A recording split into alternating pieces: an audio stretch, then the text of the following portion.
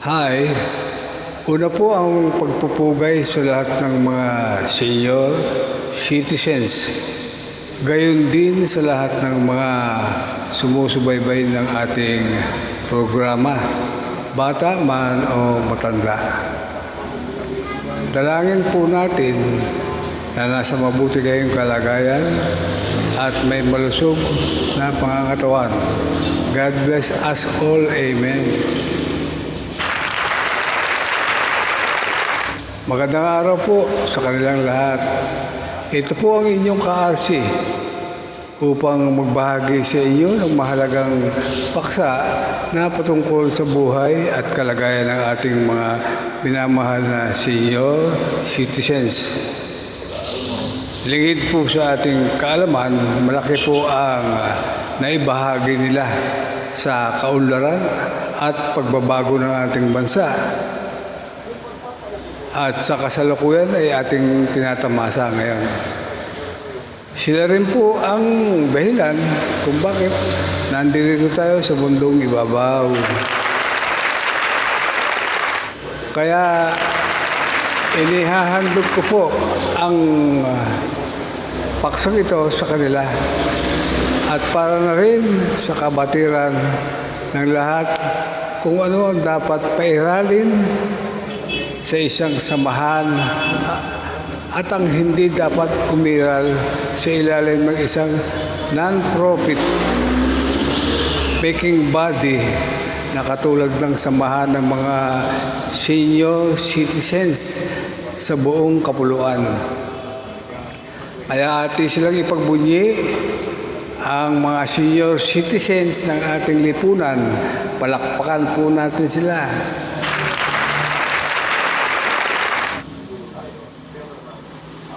Wala na pong gaganda at gagaling pa sa ibinigay ng ating pamahalaan sa ating mga ka-senior citizens sa pamamagitan ng DSWD ng biyayang tulong pinansyal, mga diskwento sa mga pagkain at gamot at iba pang dagdag ayuda para sa napakalaking tulong at ginhawa na idudulot nito sa pang-araw-araw na gastusin.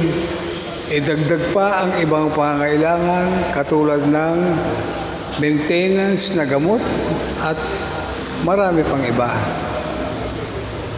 Bagamat kung tutusin po ay kulang na kulang pa ang tinatanggap na tulong pinansyal para sa isang masakitin at ugod-ugod at hindi na makapaghahanap buhay na senior citizens. Ano sa palagay ninyo? Paki-comment nga po. Kung ating pong ikukumpara ang tinatanggap na social pension ng isang senior citizens sa tinatanggap ng mga 4-piece beneficiaries ay napakalaki po ng diferensya. Ang beneficiaryo ng 4-piece, marami sa kanila ay aring-ari pang maghanap buhay. At dahil sa biyaya na kanilang tinatanggap, ay di umano naging kontento na lamang sa kanilang natatanggap. Ang iba po naman di umano ay nakatamaran ng magtrabaho. Bakit nga naman magtatrabaho pa? Meron namang natatanggap buwan-buwan. Saan ka pa? Sus, Maria Jose, ano ba yan? Paano ba nangyayari ito? At sino ba talaga ang dapat sisihin sa bagay na ito? Napakarami niyan. Subukan mo pumasyal sa puso yan. Makikita mo sila. Joke-joke lang ha. Hindi naman siguro lahat. Dispensa po.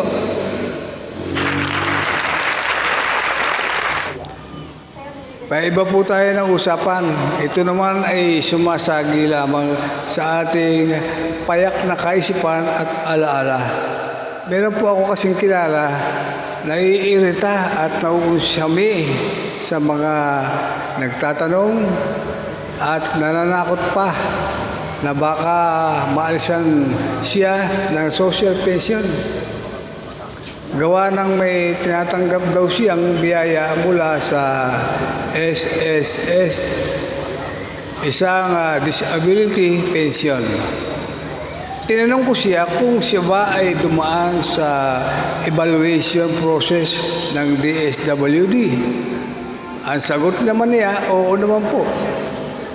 Tinanong ko uli kung sinabi mo bang may tinatanggap ng disability pension sa SSS.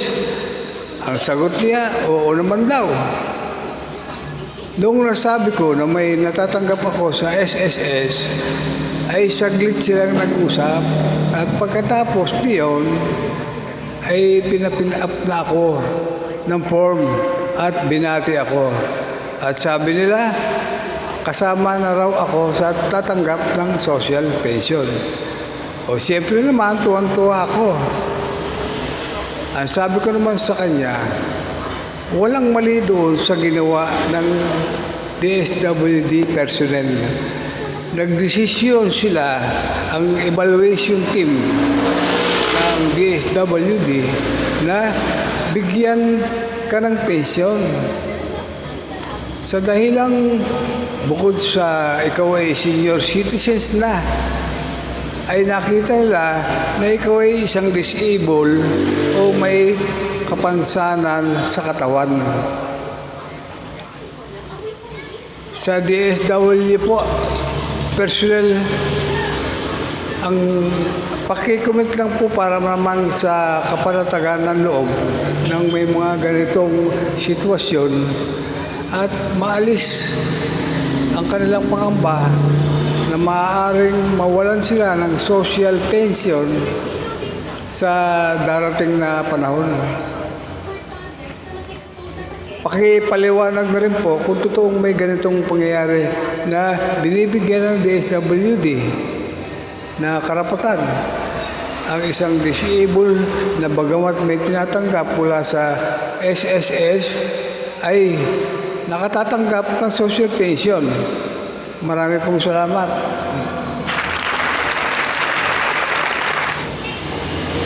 Sa ibang paksain naman po tayo, alituntunin at pananalapi ng samahan ng senior citizens.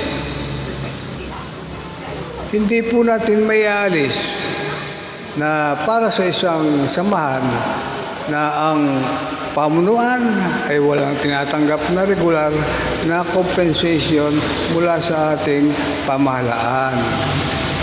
Maliban sa panakanakang komplementong donasyon o tulong mula sa lokal o nasyonal na pamahalaan. Sa kalagayan ito ay nakakaisip ang pamunuan na gumawa ng paraan upang makalikom ng sapat na pondo upang ikang araw ay may mapagkukunan sila para sa mga gastusin na katulad ng isang proyekto at iba pang pangangailangan na may importansya sa kapakanan ng samahan. Ito po ay sa pamamagitan ng paglulunsad ng mga fundraising event, solicitation for voluntary contribution, raffle draw, at iba pang events na maaaring pagkunan ng sapat na pondo. Ngunit ano kaya ang mangyayari kung bagamat nakalikom nga ng pondo pero wala namang konkretong proyekto na pag-uukulan ito? Tama rin kaya na gamitin ang pondo sa alinmang pangangailangan na walang sinusunod na alituntunin at malinaw na gabay sa paggamit ng pondo? tama rin bang gamitin ang pondo sa mga miscellaneous na gastusin katulad ng pamasahe, pangmerienda, pangpersonal na gastusin na halos may tuturing at kung ano-ano pa na may tuturing na personal na gastos.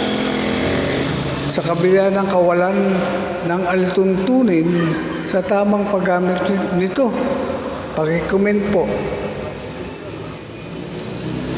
Ayon po sa umiiral na patakaran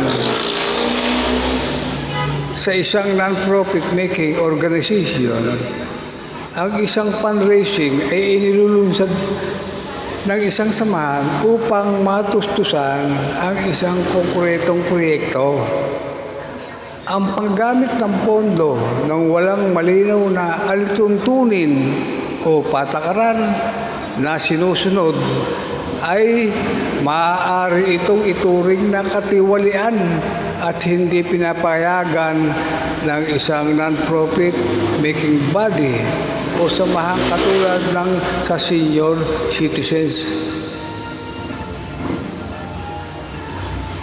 Ang pagkakaintindi ko po ay mandatory po ang isang guidelines o panuntunan sa isang nagpopondong samahan.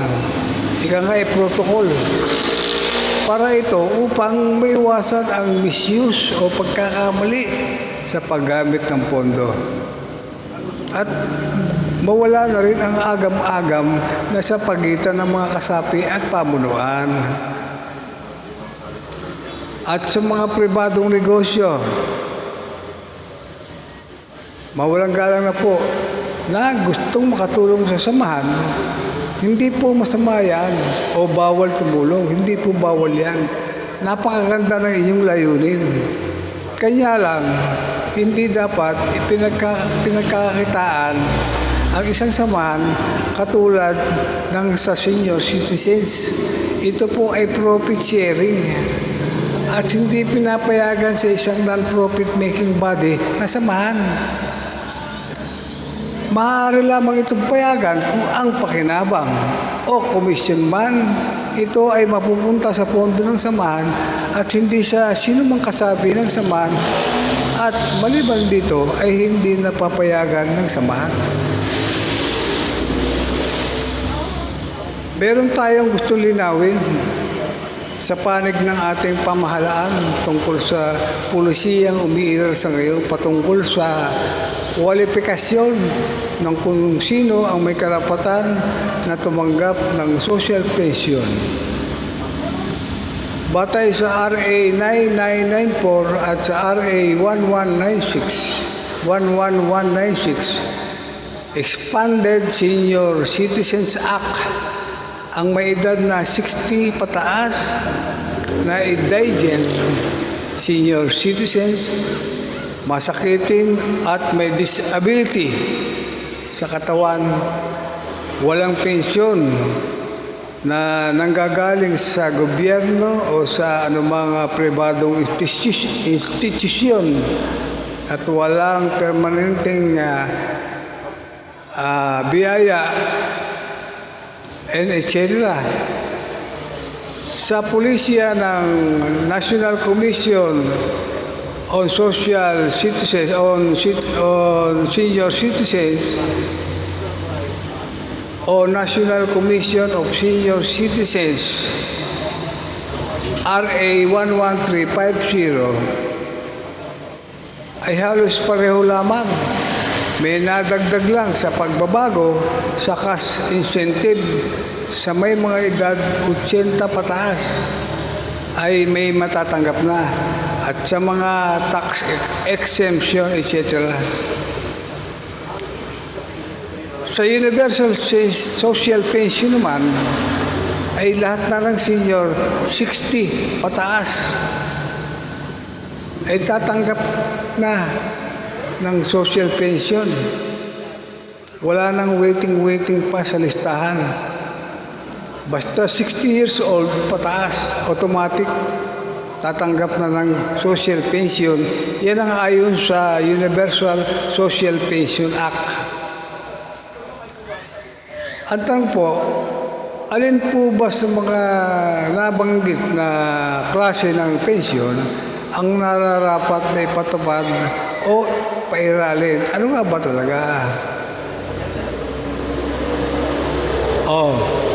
Paano mga igad, kasenyor?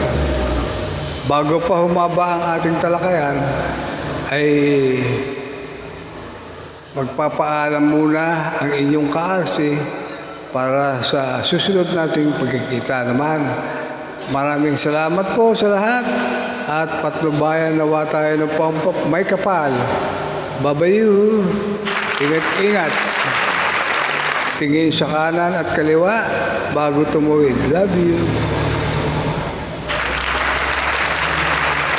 Salamat po.